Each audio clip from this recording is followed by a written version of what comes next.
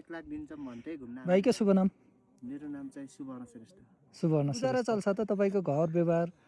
हजुर यसो जसो तसो घर खर्च। तर यसले गर्छ के त काम के त यसको? यसो भन्ने भए त 70-80 हजार त भर्खरै पर्छ है।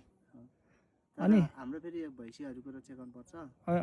अब गोठमा अब यसले के गर्छ? भैँसी चराउने फर्काउने काम गर्छ त? यसको खानामा के खान्छ त यसले? यसले चाहिँ विशेष गरी अब हाम्रो मकै उत्पादन हुन्छ कि सर, फारो कुरोहरू हुन्छ। यो चिसोमा यो ले एडजस्ट गर्छ त यसको भुत्लाले? गर्छ सर, गर्छ है। तपाईँको असोजसम्मै बस्छ यहाँ। हजुर, असोजसम्मै बस्छ। यसलाई त्यस्तो जाडो भन्ने चाहिँ भैँसी पाल्नु भएको कति छ? भैँसी छन् सर, 7-8वटा छन्। 7-8वटा। त्यतिले अनि गुजारा चल्छ त तपाईँको घर व्यवहार? हजुर यसो जसो तसो घर खर्च चल्छ। चल्छ है। हजुर यसरी नै चल्दै आएको छ। हजुर आलु खेती छ, मकै खेती छ। आलु खेती मकै। अनि विदेश जाने यो प्रचलन?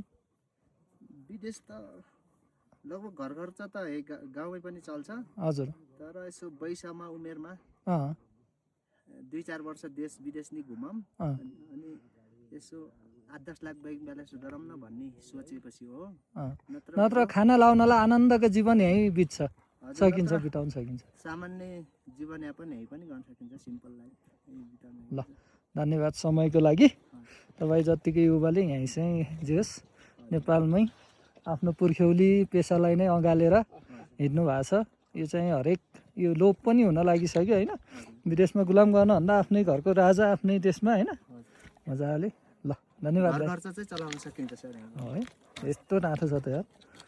1 लाख दिँदा नि दिएनन् है? हजुर 1 लाख दिँदा नि दिनु भएको दिएन सर। 1 लाख दिन्छु भनेको थिएँ। यसलाई बाइकमा 2 जना सरहरू आउनु भएको थियो अस्ति नै घुम्न, अनि फोटो खिचेर लानुभयो।